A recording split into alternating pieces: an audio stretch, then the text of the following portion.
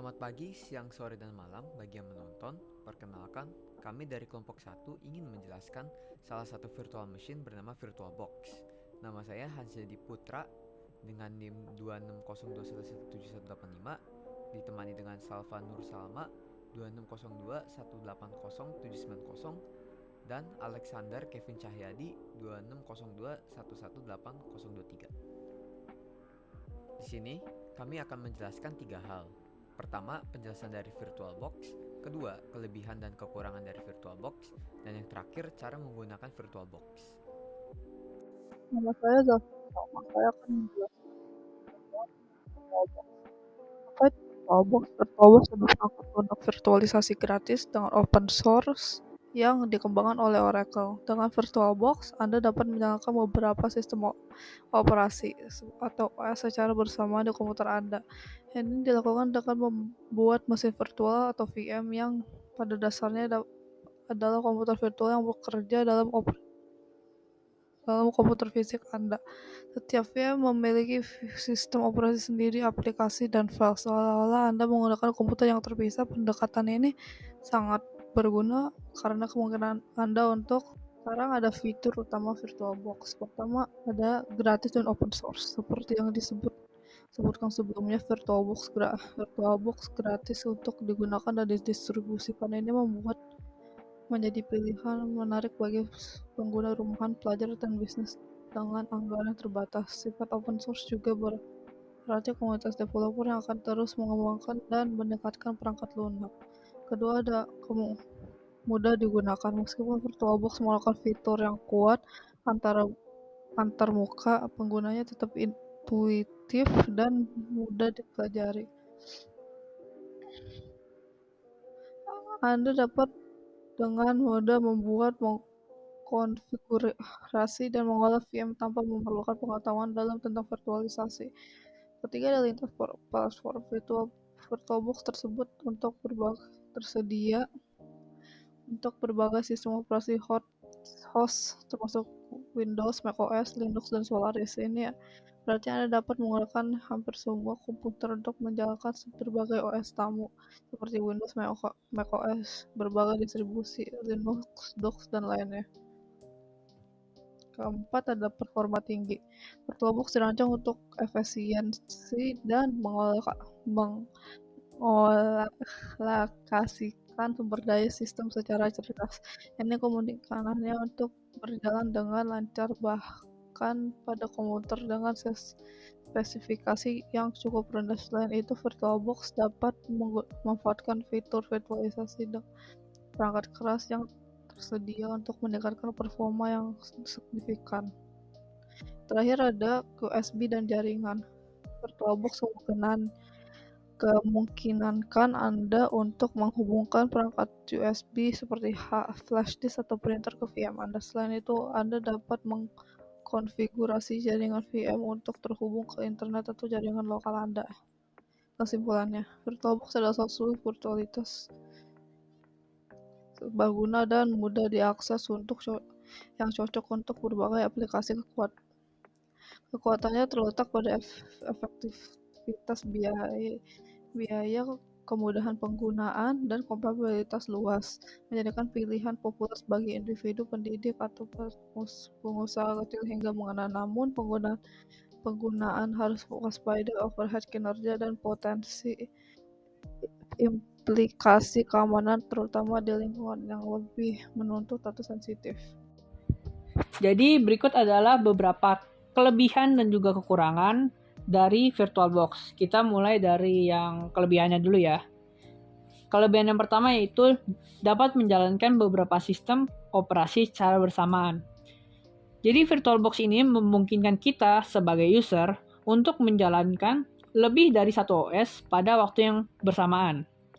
User juga dapat menjalankan software yang hanya bisa dijalankan pada satu OS saja. Jadi contohnya nih, ada software khusus buat Windows.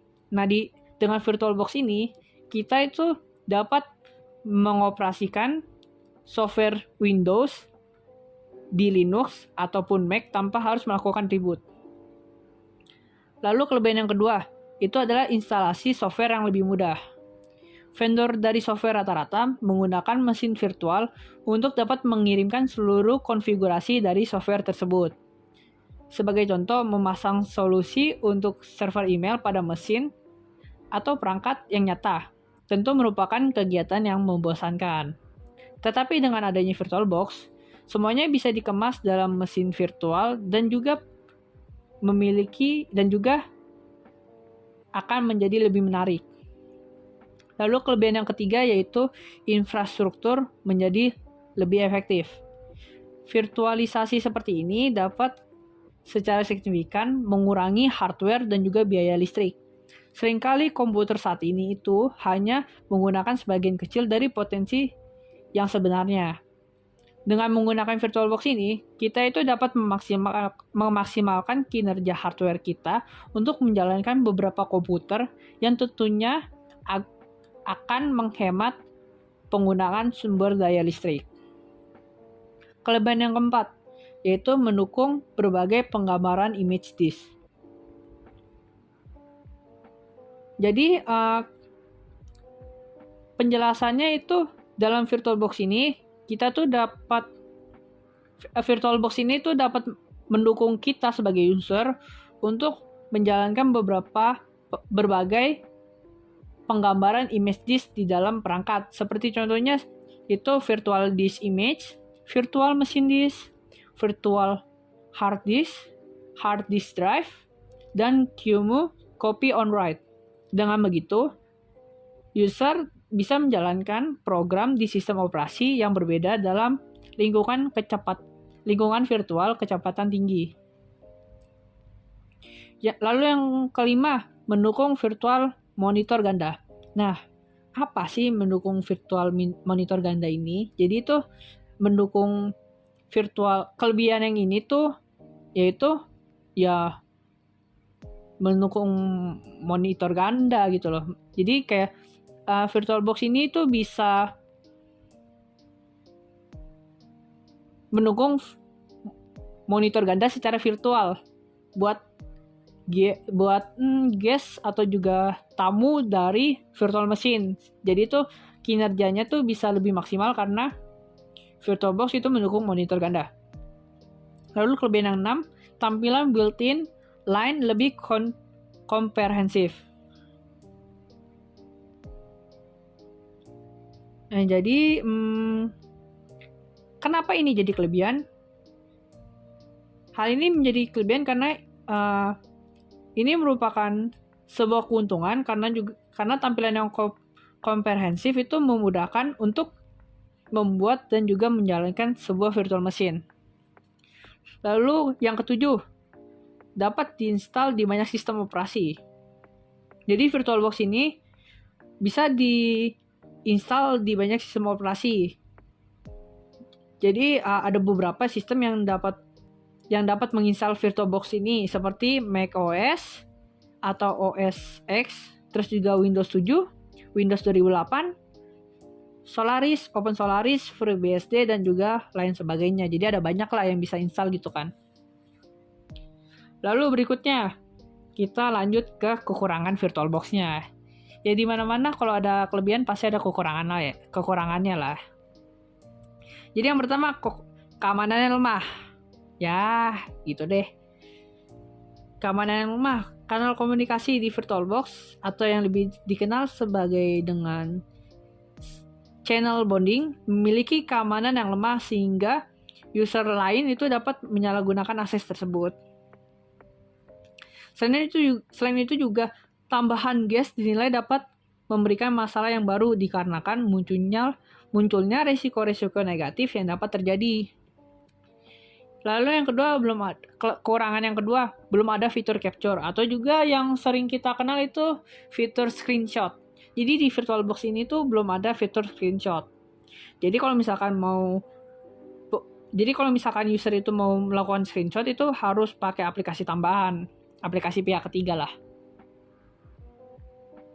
Ya, gitulah pokoknya. Lalu kekurangan yang ketiga yaitu belum ada fitur USB 3.0. Jadi ya seperti yang udah disebutin, VirtualBox ini nggak mendukung USB 3.0 secara fisik maupun secara virtual.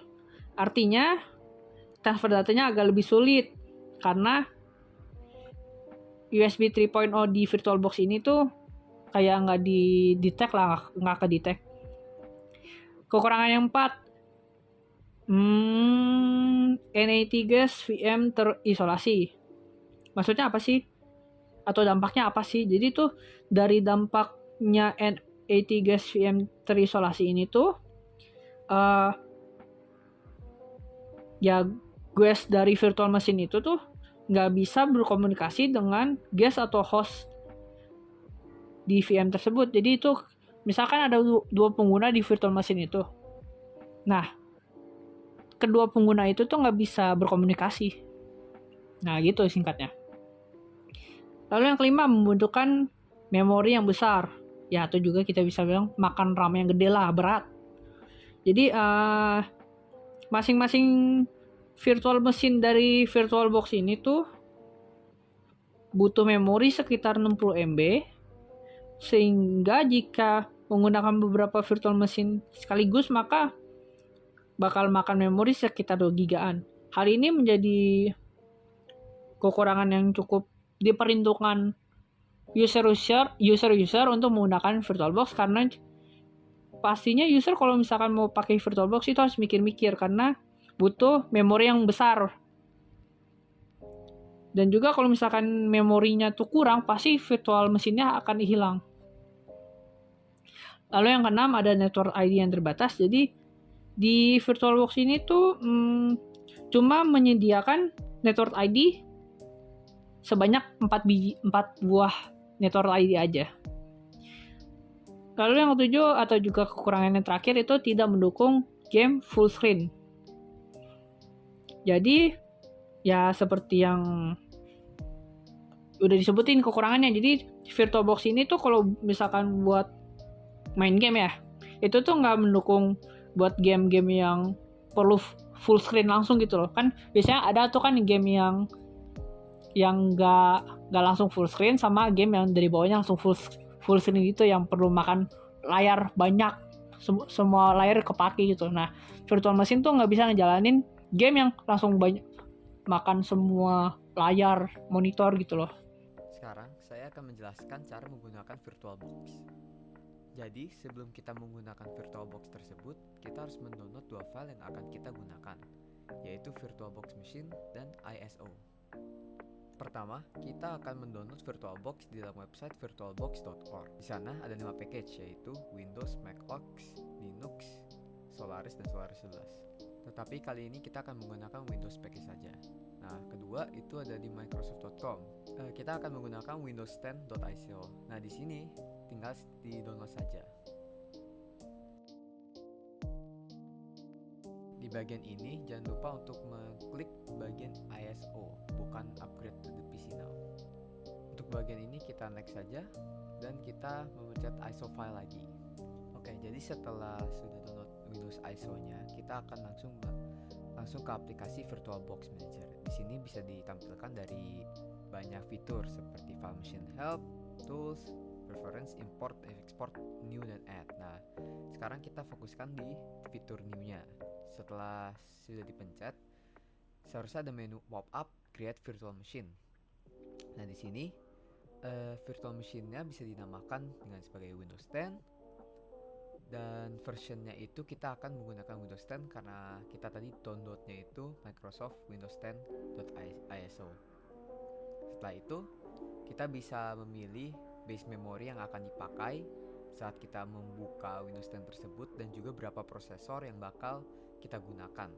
Setelah base memory dan prosesor telah dipilih, bakalan ada summary di mana dia bakal menjelaskan ulang lagi. Nah, ini bisa langsung diklik finish saja. Sekarang seharusnya muncullah Windows 10 dengan prosesor dan base memory yang sudah dipilih. Tetapi sebelum kita memulaikan virtual machine tersebut, kita harus memasukkan Windows ISO tersebut ke dalam Windows 10 virtual machine-nya dulu. Jadi kita langsung klik saja di setting di sebelah add. Nah, seharusnya ada menu dibuka sini dan membuka storage. Nah, di sana ada dua dua type, Windows 10 FDI dan juga MT. Nah, kita akan targetnya di bagian MT. Seharusnya di sana, di sebelah optical drive ada suatu icon CD yang dimana kita akan pencet dan kita akan pencet lagi untuk choose a disk file, dimana kita akan mencari Windows 10 ISO nya dan seharusnya bisa langsung di OK saja. Nah, setelah itu kita bisa langsung saja start. Setelah itu seharusnya ada Windows yang akan muncul. Setelah kita bisa saja langsung install. Nah, setelah install kita langsung pencet aja I don't have a product key dan bisa saja langsung ke Windows 10. Setelah itu kita aja accept terms dan next saja, dan juga pencet paling bawah advance. Terus kita bisa aja langsung pakai drive ulang tadi yang kita pilih buat alokasi space-nya tadi, dan kita tunggu saja sampai selesai. Mulai dari sini kita bisa saja lanjut dengan memilih bahasa, ya kita tinggal pencet yes saja. Setelah itu yes, untuk ini skip. Untuk di bagian ini bisa saja langsung personal use, offline account untuk sementara. Setelah itu kita bisa saja langsung masukin nama, password, dan juga security question untuk sementara.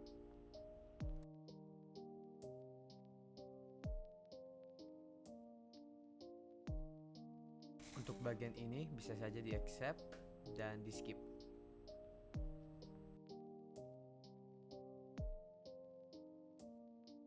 Setelah itu selesai. Thank you and goodbye.